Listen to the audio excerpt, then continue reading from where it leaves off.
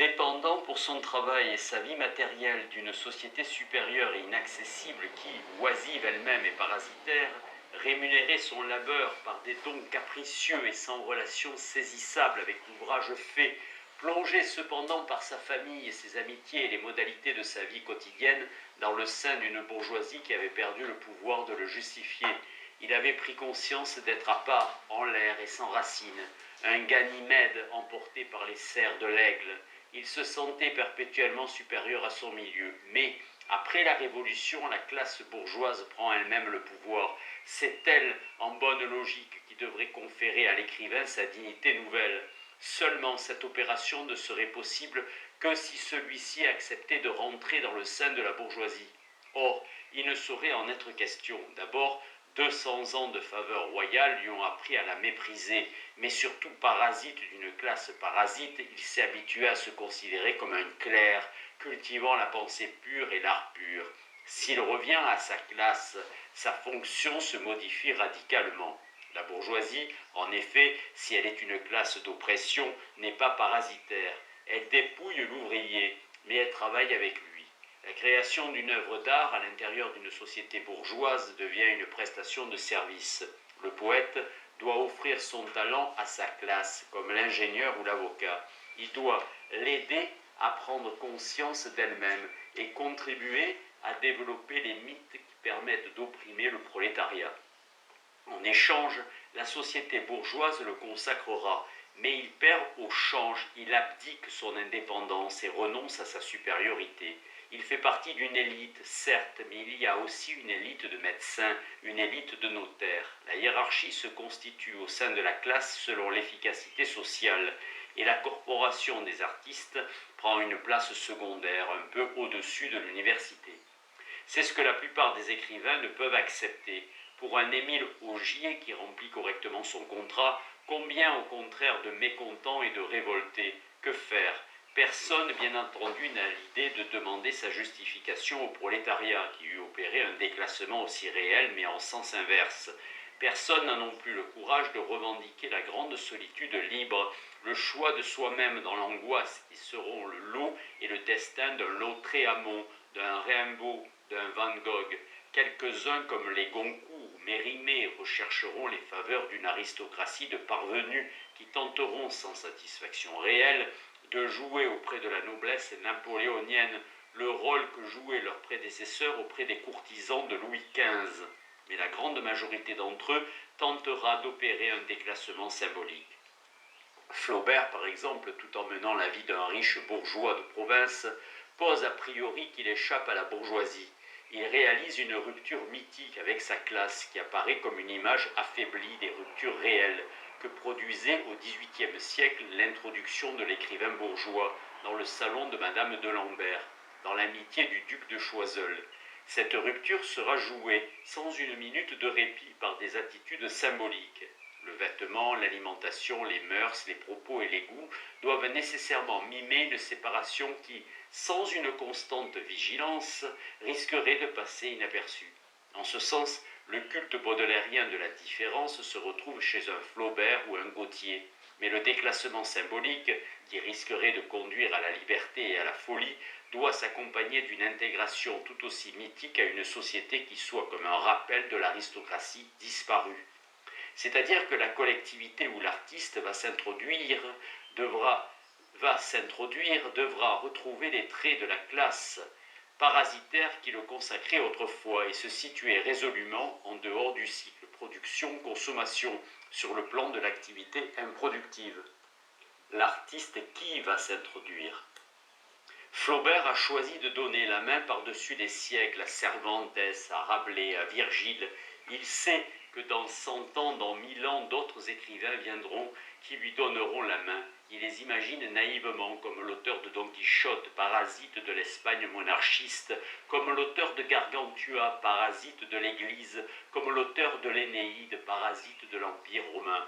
Il ne lui vient pas à l'esprit que le rôle même de l'écrivain peut changer au cours des siècles qui viennent, et avec l'optimisme naïf qui accompagne ses déclarations les plus sombres, il forge une franc-maçonnerie dont il est sûr qu'elle a commencé avec le premier homme et finira avec le dernier. Cette société discrète, faite pour la plus grande part de défunts et d'enfants à naître, est toute satisfaisante pour l'artiste. Tout d'abord, elle est construite sur le type de ce que Durkheim nomme la solidarité mécanique. En effet, l'artiste est vivant, porte en lui et résume tout le collège à chaque instant de sa vie, comme le gentilhomme porte partout avec lui et représente à tous les yeux sa famille et ses ancêtres. Mais l'honneur dans ce dernier cas est un lien de solidarité organique. Le noble a des obligations précises et diverses vis-à-vis de ses morts et de ses rejetons futurs. C'est qu'il existe par lui, il en a la charge, il peut les ternir ou les redorer. Au contraire, Virgile n'a nul besoin de Flaubert, sa gloire se passe fort bien de tout concours individuel. Dans la société mythique que l'écrivain a choisie, chaque membre voisine avec tous les autres sans qu'il soit engagé dans une action commune. Disons-le, ils sont tous côte à côte, comme des morts dans un cimetière, et il n'y a rien là d'étonnant puisqu'ils sont morts. Mais ce collège sans obligation comble pourtant Flaubert de ses dons. Il élève en effet l'activité littéraire au rang de fonction sociale. Ces grands morts, en effet, qui pour la plupart ont vécu dans la solitude, l'inquiétude et l'étonnement, qui n'arrivaient point à se penser tout à fait ni comme écrivains ni comme artistes, et qui sont morts, comme tout un chacun, incertains, on leur confère du dehors parce qu'ils sont passés et que leur vie apparaît comme un destin, ce titre de poète qu'ils ambitionnaient sans être sûrs de l'avoir atteint, et au lieu d'y voir le but de leurs efforts, on le conçoit au contraire comme une vie à tergo, une vis à tergo, un caractère. Ce n'est point pour devenir écrivain qu'ils ont écrit, mais parce qu'ils l'étaient déjà. Dès lors qu'on s'assimile à eux et que l'on vit mythiquement dans leur commerce, on s'assure de posséder aussi ce caractère. De la sorte, les occupations de Flaubert, par exemple, loin d'être le résultat d'un choix gratuit et périlleux, lui apparaissent comme les manifestations de sa nature. Mais comme il s'agit en outre d'une société d'élus, d'une association monastique, cette nature d'écrivain apparaît aussi comme l'exercice d'un sacerdoce. Chaque mot que Flaubert trace sur le papier est comme un moment de la communion des saints. Par lui, Virgile, Rabelais, Cervantes se mettent à revivre et continuent d'écrire avec sa plume. Ainsi, par la possession de cette étrange qualité, à la fois prédisposition et sacerdoce, nature et fonction sacrée, Flaubert est arraché à la classe bourgeoise et plongé dans une aristocratie parasitaire qui le sanctifie. Il sait masquer sa gratuité, la liberté injustifiable de son choix. Il a remplacé par un collège spirituel la noblesse déchue. Il a sauvegardé sa mission de clerc. Baudelaire, à n'en point douter, a choisi lui aussi d'entrer à ce collège. 100 fois, 1000 fois, en ses écrits, il parle du poète, de l'artiste. Il s'est fait justifier, consacré par les écrivains du passé. Il a même été plus loin puisqu'il a noué des liens d'amitié avec un mort. Sa longue liaison avec Edgar Poe a pour but profond de le faire accéder à cet ordre mystique. On a dit qu'il était attiré par les ressemblances troublantes que la vie du poète américain offrait avec la sienne. Cela est vrai. Mais cette identité de destin n'avait d'intérêt pour lui que parce que Poe était mort. Vivant, l'auteur d'Eureka n'eût été qu'une chair vague comme la sienne. Comment accoter l'une contre l'autre, deux injustifiables gratuités? Mort, au contraire, sa figure s'achève et se précise. Les noms de poète et de martyr s'appliquent à lui tout naturellement. Son existence est un destin, ses malheurs semblent l'effet d'une prédestination. C'est alors que les ressemblances prennent toute leur valeur. Elles font de Poe comme une image au passé de Baudelaire, quelque chose comme le Jean-Baptiste de ce Christ maudit. Baudelaire se penche sur les années profondes, sur cette Amérique lointaine et détestée, et il découvre soudain son reflet dans les eaux grises du passé. Voilà ce qu'il est. Du coup, son existence est consacrée. Différent cela de Flaubert, il n'a point besoin du collège entier des artistes, encore que son poème Les Phares soit comme un recensement de sa société spirituelle. Individualiste exaspéré, il choisit là encore, et l'élu devient le représentant de l'élite tout entière. Que les rapports de Baudelaire avec Poe participent eux aussi de la communion des saints, la lecture de la célèbre prière de Fusée suffirait à le prouver. Faire tous les matins ma prière à Dieu, réservoir de toute force et de toute justice, à mon père, à Mariette et à Poe, comme intercesseurs. Cela signifie que dans l'âme mystique de Baudelaire, la communauté laïque des artistes a pris une valeur profondément religieuse. Elle devient une église. Le parasitisme que Baudelaire regrette et tente de reconstituer est celui d'une aristocratie ecclésiastique. Et chaque membre de cette aristocratie trouve en un autre membre, ou selon l'humeur de Baudelaire, en tous les autres membres, une image sanctifiée de lui-même et un ange gardien. Mais ce collège spirituel ne peut satisfaire tout à fait notre auteur. Tout d'abord, par suite de la contradiction inhérente à son choix originel, à peine a-t-il reçu l'étiquette qu'il ambitionne, il en est déjà insatisfait. Il est à la fois, et ce n'est pas le poète, s'il se voit seul et misérable, écrasé sous la responsabilité immense de son propre choix. Il aspire bien vite à rentrer dans un ordre monastique, mais dès qu'il est reçu dans le couvent qu'il a lui-même bâti, il veut s'en échapper. Il refuse de n'y être plus qu'un moine pareil aux autres. D'une certaine façon, l'activité de l'artiste ne lui paraît pas assez gratuite. Il y a chez le peintre, chez l'écrivain, une passion de voir et de décrire qui lui paraît encore plébéienne. C'est ce qui ressort manifestement d'un passage de son étude sur Constantin Guise. Je vous ai dit que je répugnais à l'appeler un pur artiste et qu'il se défendait lui-même de ce titre avec une modestie nuancée de pudeur aristocratique. Je le nommerai volontiers un dandy, et j'aurai pour cela quelques bonnes raisons, car le mot de dandy implique une quintessence de caractère et une intelligence subtile de tout le mécanisme moral de ce monde. Mais, d'un autre côté, le dandy aspire à l'insensibilité, et c'est par là que Guise, qui est dominé, lui, par une passion insatiable, celle de voir et de sentir, se détache violemment du dandysme. Pour qui lit entre les lignes, il est clair que le dandysme représente un idéal plus élevé que la poésie. Il s'agit d'une société au second degré, conçue sur le modèle de la société d'artistes que Flaubert, Gautier et les théoriciens de l'art pour l'art avaient forgé. À ce modèle, elle emprunte les idées de gratuité, de solidarité mécanique et de parasitisme, mais elle renchérit sur les conditions d'accès à cette association.